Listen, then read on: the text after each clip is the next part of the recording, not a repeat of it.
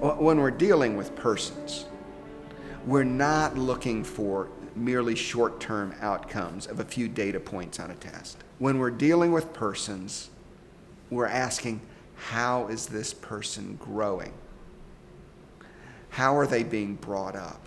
As a teacher, I am more concerned about what a child's going to know 10 months from now and how he or she is going to be different 10 months from now.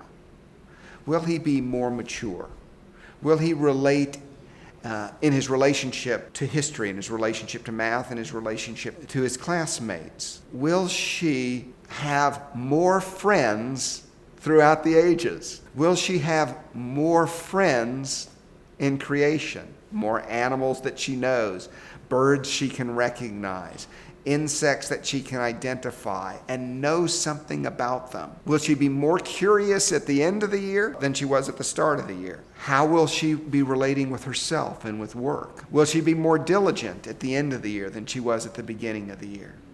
Will she be more peacefully on task? These are the kinds of concerns we have for our children when we view them as persons. When we're just concerned what the test grade will be, well, that's a very reduced view.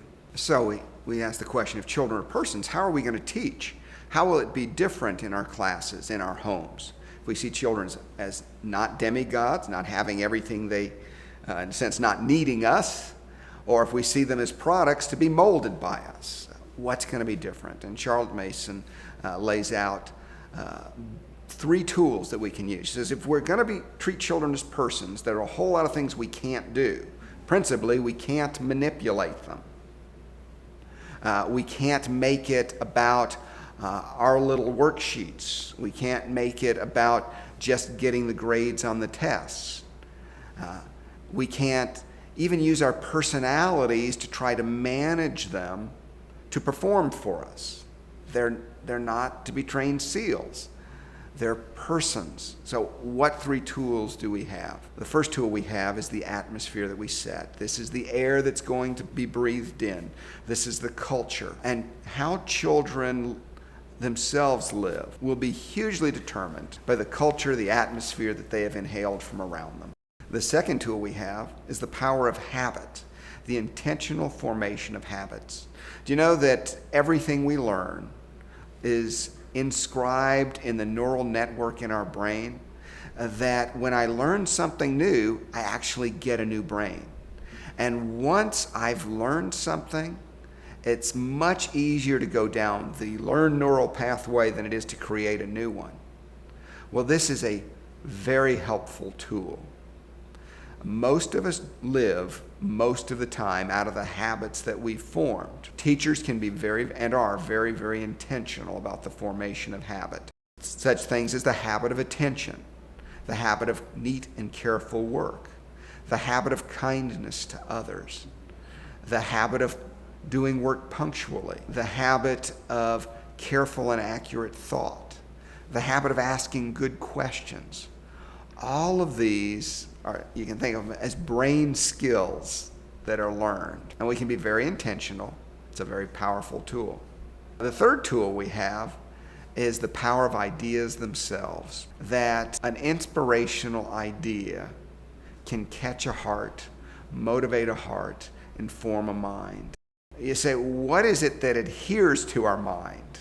Well, ideas do. Some of us are more gifted in terms of putting things in short-term memory, but the things that will stay with us 6 months, 8 months from now are the ideas that have captured us head and heart. And so great texts that actually engage our ways of seeing. To have a new idea is to have a new way of seeing things. And once I have that new way of seeing things, much can unfold from it. So these are the 3 tools. Education as an atmosphere, education as the discipline, the intentional formation of habit, and education as the engagement of living ideas. Given these 3 tools, we can create an optimal education for children without using standard manipulative tools, without using shame, praise, teacher personality, without using grades as a motivational factor. One of the wonderful things about this place is you'll never hear a child ask the question, do I need to know that for the test? How much do I have to know to get an A? Those kinds of questions don't appear. The only relevant question is, how much do you know? What do you know? And what more can you know? In speaking about the sacredness of a child's personality, often as well-intended adults, we come into the child's life and we begin to think that it's our duty to affirm and give the child esteem and give him his self-esteem. And so we use ways of communicating about his work or his looks or his behavior in such a way that it actually takes away his self-esteem. And so let me give you some example of that. One of the ways in which especially teachers do this is that we begin to affirm people and find the one good thing that they do. And, we offer accolades for that, sometimes through ribbons, sometimes through prize, but often just through praise. Good job. Oh, you're great at that. That's your gift. That's your talent. And, it's affirming in some ways, but then they're always kind of looking to us for that affirmation. And so often when people come to see the relationship of Charlotte Mason with children, and specifically with our work at Ambleside, they take notice that there are many good things happening in the classroom as they observe, and they take note that the teacher's remarkably silent, that a child will just give a brilliant narration and another student will do wonderful work in something, and that the attention is not on the student but on the work. And so a question might be given to the student to think about, what made this work good? How do you know that you've met the characteristics of a good composition? And so the responsibility's back on the student.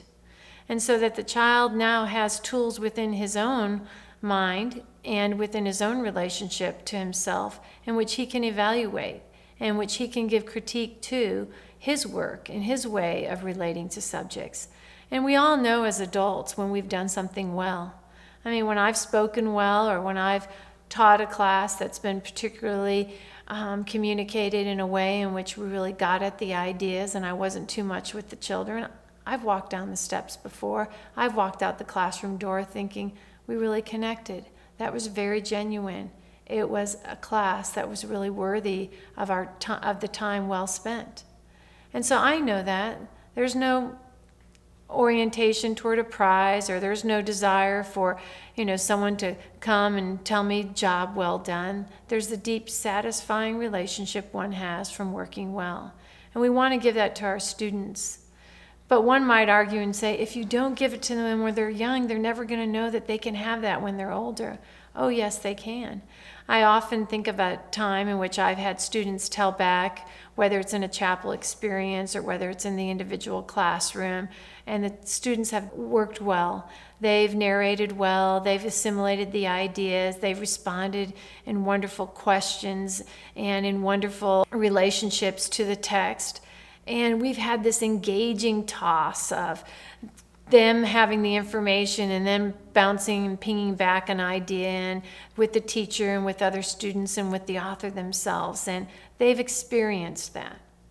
And that itself was satisfying, and they always come back for more. They're eager to raise their hand, to participate in an active way and not just be made silent. And so their behavior tells me that they've enjoyed the work of learning. They've enjoyed the work of relating to the text without having to be affirmed. And they are esteemed in and of themselves.